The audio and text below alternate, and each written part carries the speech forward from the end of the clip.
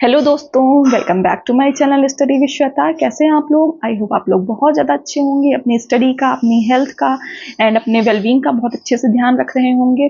Because अभी अगर health का ध्यान नहीं रखेंगे, आपकी थोड़ी सी भी तबीयत खराब होगी तो थोड़ी सी तबीयत खराब होती है, उस चक्कर में बहुत ज़्यादा लॉस हो जाता है पढ़ाई का। फिर वो जाके और बर्डन क्रिएट करता है हमारे ऊपर, फिर हमें और टेंशन होती है, फिर और लेट होता है। ये सारी चीज़ें हैं। जैसा कि हम लोग जानते हैं कि जो TRE 4 की प्रक्रिया है वो जल्दी से जल्दी स्टार्ट होने वाली है, और सारी चीज़ें जो भी होगा, एग्जामिनेशन अगर हम मान के चलें तो बहुत लेट होगा, तो जुलाई लास्ट या अगस्त के स्टार्टिंग में होगा। और उस हिसाब से हम देखें तो हमारे पास 60 से 90 दिन का टोटल समय बचा हुआ है। अब ऐसे में उन स्टूडेंट्स को बहुत ज़्यादा चिंता हो रही है जिन्होंने अभी तक पढ़ाई नहीं की हुई है, जिन्होंने अपना सिलेबस नहीं कंप्लीट किया है, प्रॉपर नोट्स नहीं बनाए हैं, और सारी चीज़ें उन्होंने मेंटेन करके नहीं रखी हुई हैं कि हमें एग्जामिनेशन लास्ट टाइम पे क्या पढ़ना रहेगा, कैसे रिवीजन करना है। मतलब बिना किसी प्लान के बस ऐसे टाइम निकल रहा है और कुछ भी प्रिपरेशन नहीं की है।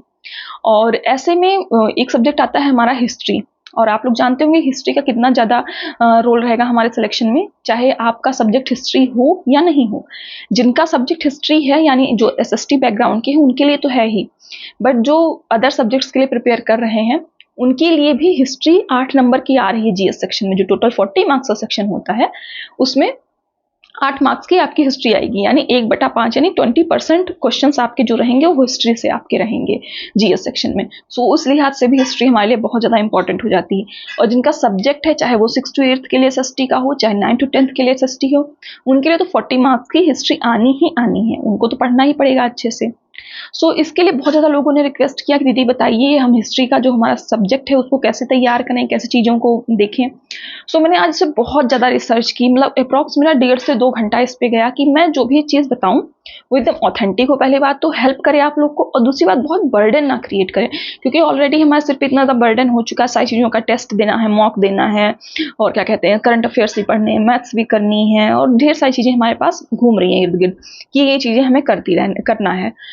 अब बात करते हैं हम कि हमें क्या क्या स्टेप्स लेने रहेंगे, चाहे वो GS का सेक्शन रहेगा या हमारे सब्जेक्ट का। तो सबसे पहले हम लोग बात करते हैं GS के लिए, बिकॉज जिनका सब्जेक्ट हिस्ट्री नहीं है उनका आगे का टाइम वेस्ट ना हो, और जिनका सब्जेक्ट है वो आप लास्ट तक जुड़े रहिएगा इस वीडियो से। कोई भी पार्ट को स्किप मत करिएगा, भले आपका 2x पे आप इसको देखें, बट आप चीज़ों को स्किप कर देंगे, और भले वो चीज़ मैंने वीडियो में अच्छे से डिटेल में समझाई हो आपको, बट लास्ट में आप वो चीज़ें कमेंट में लिख के और परेशान होंगे कि मैंने कमेंट का रिप्लाई नहीं दिया या लेट रिप्लाई दिया, इन सारी चीज़ों को लेकर। तो हम लोग अब सबसे पहले बात करते हैं GS सेक्शन की, जिनके लिए GS में 8 मार्क्स के लिए हिस्ट्री पढ़नी है। तो हिस्ट्री को आप जानते होंगे, 2 तरीके की हिस्ट्री है, पहली वर्ल्ड हिस्ट्री है, दूसरी इंडियन हिस्ट्री है। इंडियन हिस्ट्री को भी हम 3 पार्ट्स में डिवाइड कर देते हैं, ancient, medieval and modern, 3 parts. तो यहाँ जो 8 नंबर की हिस्ट्री आ रही है उसमें सिर्फ और सिर्फ आपको पढ़ना है मॉडर्न हिस्ट्री का एक पार्ट, जिसे हम कहते हैं इंडियन नेशनल मूवमेंट, यानी भारतीय स्वतंत्रता संग्राम, जिसमें जो गांधी जी का टाइम था या उसके पहले का, जब से अंग्रेज इंडिया पे आए थे, वहां से लेकर हमको थोड़ा थोड़ा ओवरव्यू लेकर चलना पड़ेगा। फिर 1857 के बाद से हमें डिटेल में चीजें पढ़नी रहेंगी, कहाँ तक कि जब तक इंडिपेंडेंस नहीं मिल जाती है वहां तक। इसके लिए प्रीवियस वीडियो में जिसमें मैंने GS के लिए बहुत अच्छी एक स्ट्रेटजी बताई थी विद टाइम, कि आपको किस टाइम पे क्या क्या चीजें करनी रहेंगी, उसमें मैंने इस चीज को बताया था। उस वीडियो का लिंक मैं डिस्क्रिप्शन में लगा दूंगी, आप डायरेक्ट जाके वहां से उसको चेक कर लीजिएगा।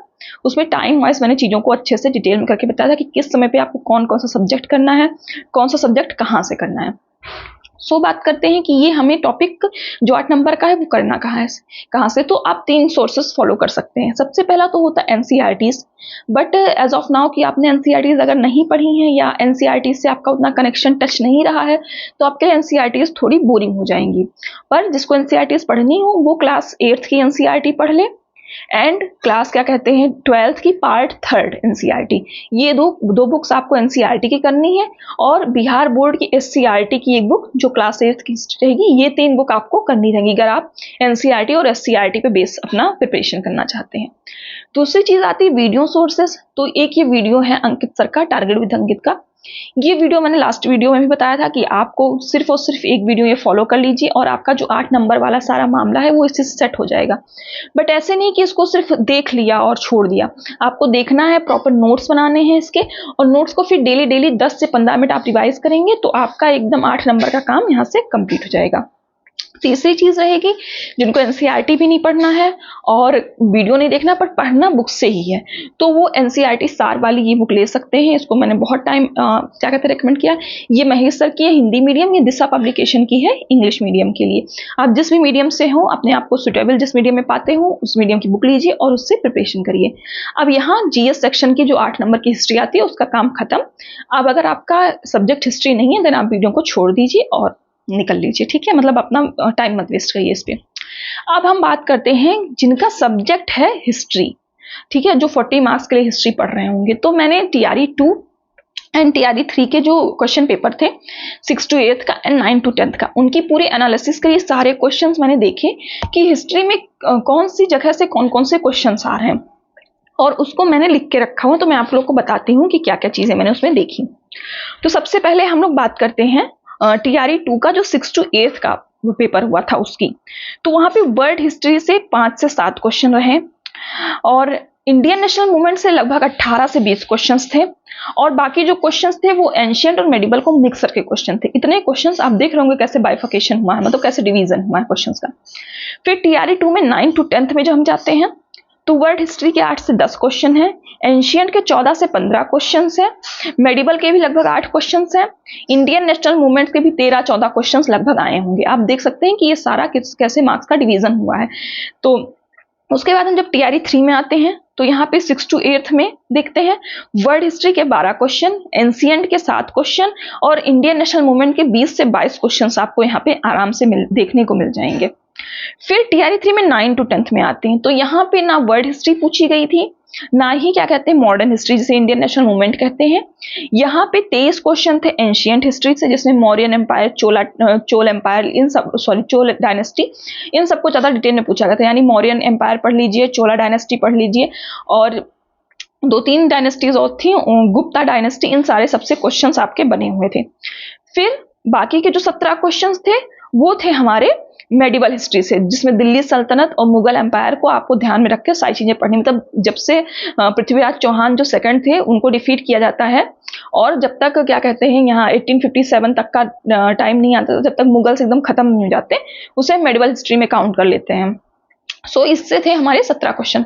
तो आप इन सारे क्वेश्चंस का जो डिवीजन है वो देख के जान गए होंगे कि क्वेश्चंस किसी एक चीज से नहीं पूछे जा रहे हैं कि आप चाहे वर्ल्ड हिस्ट्री कर लें तो आपका काम हो जाए, या फिर आप इंडियन कर लें तो काम, या एंशिएंट कर लें, मेडिवल मॉडर्न छोड़ दें, मेडिवल कर लें मॉडर्न छोड़ दें। ये सारी चीजें आप कोई भी मतलब पार्ट जो है एरिया हिस्ट्री का आप उसको स्किप नहीं कर सकते बिकॉज हर जगह से क्वेश्चंस बनाए गए हैं।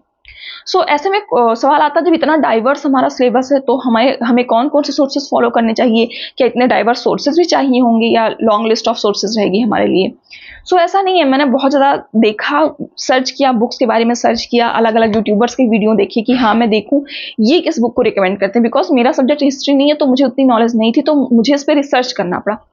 सो मैंने बहुत ज़्यादा रिसर्च किया और ढेर सारी बुक्स को देखा, वीडियोस देखे, उस वीडियोस में टॉपिक्स कौन कौन से थे उनको देखा, कैसे क्या चीज़ें करनी चाहिए, ये सब चीज़ें मैंने जानी।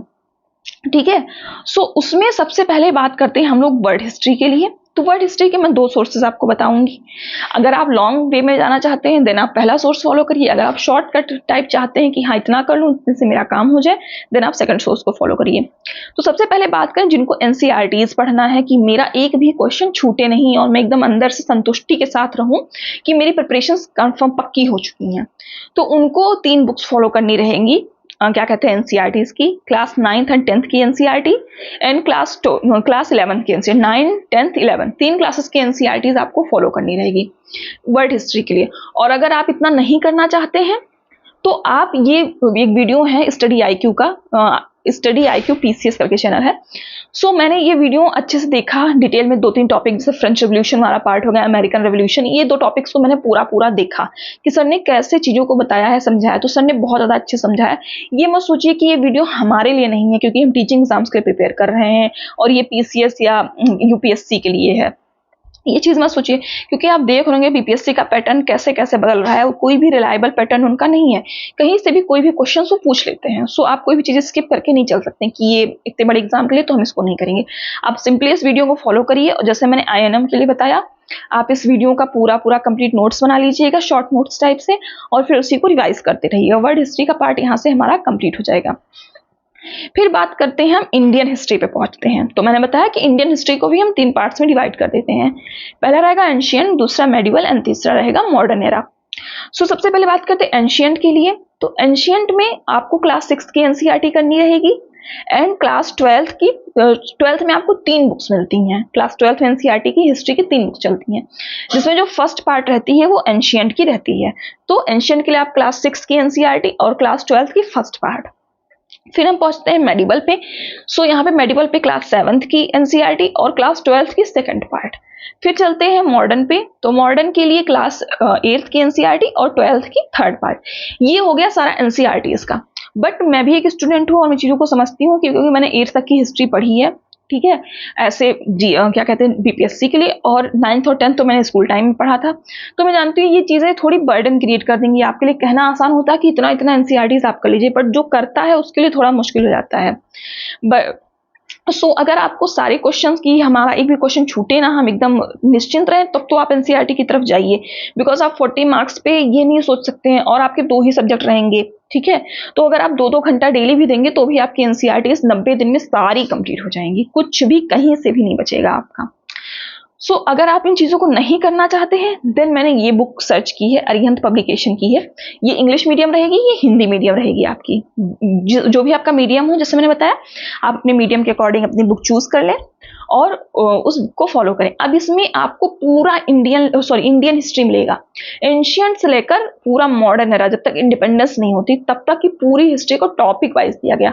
हाँ, इस बुक में एक चीज ये हो सकती है कि आपको कोई टॉपिक बहुत डिटेल में ना दिया गया हो, ठीक है, बट टॉपिक सारे कवर कर रखे हुए हैं। और प्लस एक आपको इस बुक से रोड मैप मिलेगा कि अब हमें किस टॉपिक के बाद कौन सा टॉपिक पढ़ना है।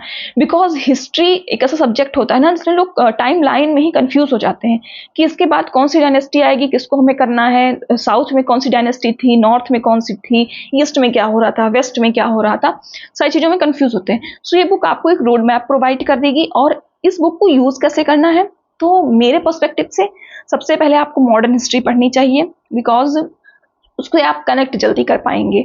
बाकी जो एंशियंट हिस्ट्री होती है उससे मेरा पीओवी यही कि मैं उससे कनेक्ट नहीं कर पाती हूँ। तो मैं पहले मॉडर्न करूँ, फिर मेडिवल, देन मैं लास्ट में एंशियंट को करूँ, क्योंकि वो मुझे समझ में नहीं आती। बट आप लोग हिस्ट्री के स्टूडेंट्स होंगे, अगर आपको समझ में आता है तो आप कर लीजिए लाइन टू लाइन, मतलब एंशियंट फिर मेडिवल फिर मॉडर्न। और करना कैसे है, जैसे आज आपने बुक उठाया, ठीक है, स्वदेशी मूवमेंट उसमें बुक में पढ़ना है आपको, तो सिंपली स्वदेशी मूवमेंट को आप यूट्यूब पे सर्च कर लीजिए और बुक में अपने पढ़िए और स्वदेशी मूवमेंट का वीडियो देख रहे हैं आप। तो जब आप वीडियो देख रहे होंगे और साथ में बुक से रीड आउट कर रहे होंगे तो आपको चीज़ें ज़्यादा याद रहेंगी। और जो भी नए फैक्ट्स मिलेंगे आप उसको पेंसिल से अपनी बुक पे लिख लें, या फिर जो स्टिकी नोट्स आते हैं उनको साइड में पेस्ट करके उस पर लिख लें। ये बेस्ट सोर्स रहेगा, मतलब बेस्ट तरीका है मेरे अकॉर्डिंग पढ़ने का, क्योंकि अब इतना टाइम नहीं है कि आप एक एक चैप्टर को उठाएं, सारे पढ़ें चीजें, एनसीईआरटीज करें, देन उसके नोट्स प्रिपेयर करें, वो आपका टाइम वेस्टेज भी हो जाएगा। So in my opinion this is the best book. Okay, अब बात करते हैं इन सारी चीजों को करने के साथ साथ आपको एक चीज और करनी रहेगी, वो रहेगा टीआरई 1, 2, 3 में जितने भी एग्जामिनेशन हुए हैं, चाहे वो जीएस का पोर्शन रहा होगा, उसमें 8 नंबर की जो हिस्ट्री आ रही है, या जो 40 मार्क्स की हिस्ट्री आ रही है, आप लोग उसका सारे क्वेश्चन का एनालिसिस कर लीजिए। प्रीवियस ईयर पेपर जो है वो मैं आपको अपने Telegram channel study with Shweta पे प्रोवाइड कर दूंगी, लिंक आपको डिस्क्रिप्शन में मिलेगा। 1, 2, 3 तीनों के मैं क्वेश्चन पेपर आपको प्रोवाइड करूंगी, आप जाए डायरेक्ट सिंपली वहां से डाउनलोड कर लीजिए और अपने पास रखे रहिए। और जब भी जो भी टॉपिक पढ़ें तो मन का टॉपिक वाइज सर्च कर लीजिए कि इस टॉपिक से कितने क्वेश्चन आए थे, क्या मैं जो पढ़ रहा हूँ या पढ़ रही हूँ वो मेरे लिए रिलायबल है या नहीं, इससे मेरे क्वेश्चंस बन रहे हैं या नहीं, ये सारी चीज़ें आपको कर लेनी है। आई होप अब ये चीज़ें जो हिस्ट्री से रिलेटेड सारा हमारा टॉपिक था वो क्लियर हो गया होगा कि आपको 40 मार्क्स के लिए हिस्ट्री कैसे प्रिपेयर करनी है और जो 8 मार्क्स के जीएस में आती है वो कैसे प्रिपेयर करनी है। अगर इसके बाद भी आपको कोई डाउट रहेगा रिगार्डिंग एनी सब्जेक्ट और this video, then do comment. Okay, और अगर आप न्यू हैं मेरे चैनल पे, देन चैनल को सब्सक्राइब करिएगा, वीडियो को लाइक एंड शेयर करिएगा, और मेरे एक्सप्लेनेशन में और मेरी किसी भी मेरी आवाज़ में या मेरी वीडियो में कोई भी प्रॉब्लम रही हो उसको भी आप कह सकते हैं, कमेंट में बता सकते हैं कि हाँ मैम या दीदी जो भी है ऐसी ऐसी प्रॉब्लम है, आप उसको थोड़ा सुधार कर लीजिए।